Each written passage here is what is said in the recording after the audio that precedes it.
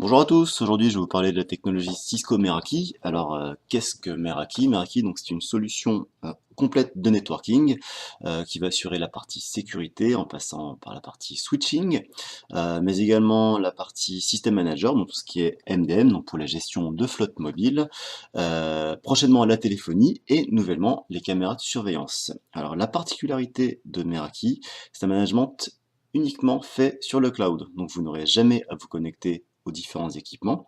Les équipements enregistrés sur votre réseau apparaissent sur le dashboard, accessible depuis n'importe quel navigateur web. Voilà, je vais vous faire maintenant une petite démonstration de ce dashboard. On y va tout de suite.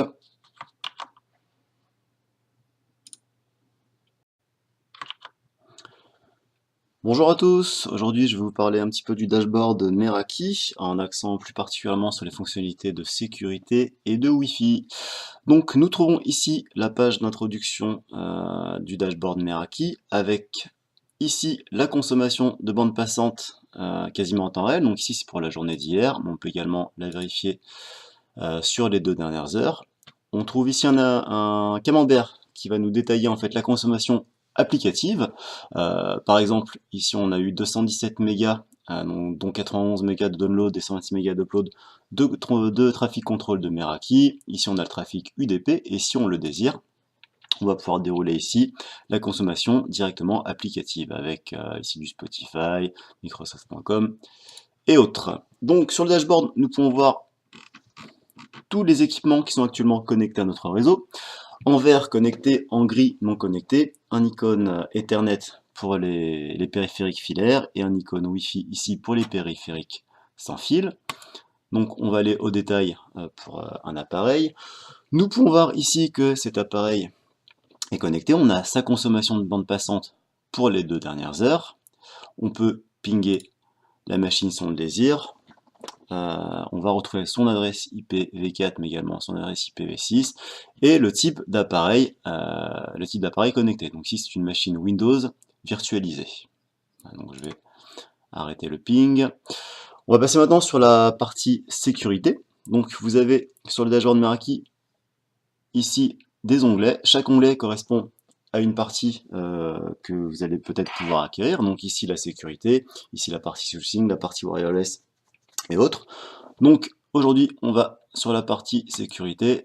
Donc je clique ici sur l'appliance statut. On va avoir le détail en fait de notre appliance de sécurité avec les ports connectés en vert actuellement.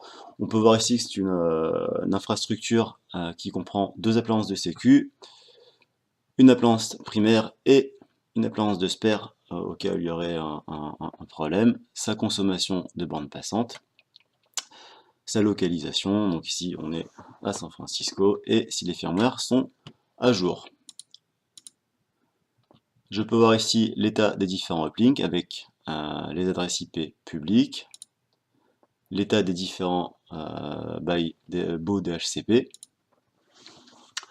la localisation directement en temps réel, donc on est synchronisé ici avec Google Maps, et des outils plutôt sympathiques qui vont nous permettre directement de pinguer les choses, donc sans avoir à se connecter à l'appliance, mais également on peut faire clignoter les LED, faire du traceroute, du DNS lookup ou encore vérifier la table RP de cette machine.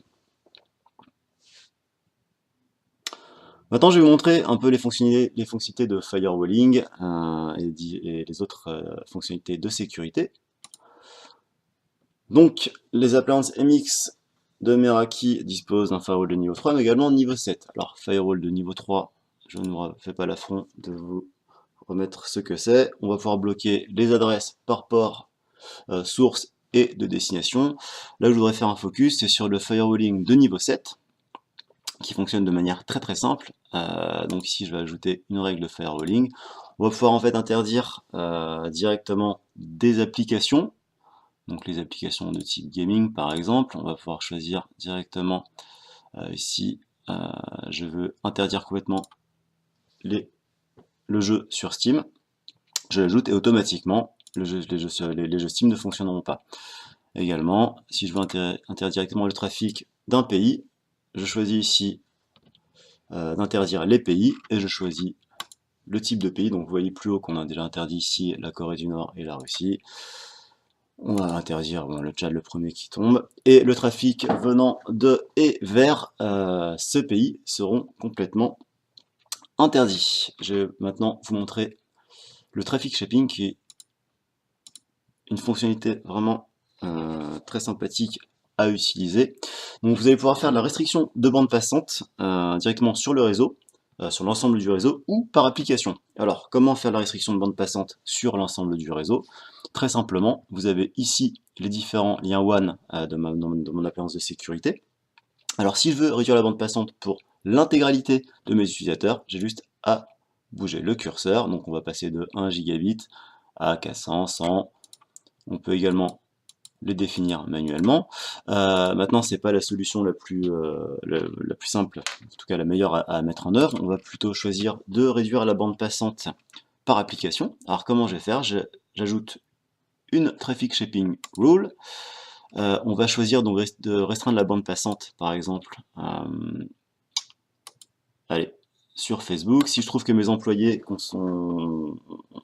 ont une consommation de Facebook excessive, que ça utilise toute ma bande passante, je ne vais pas interdire Facebook, mais bien restreindre sa bande passante. Donc je choisis ici Facebook, avec une limite de bande passante.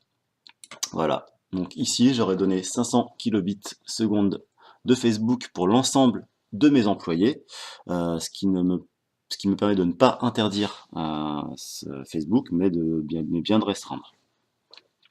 Voilà pour cette fonctionnalité. Je vais vous montrer maintenant comment fonctionne le filtrage de contenu de manière très simple. Donc on va sur Content Filtering et on va tout simplement choisir une catégorie que l'on désire interdire.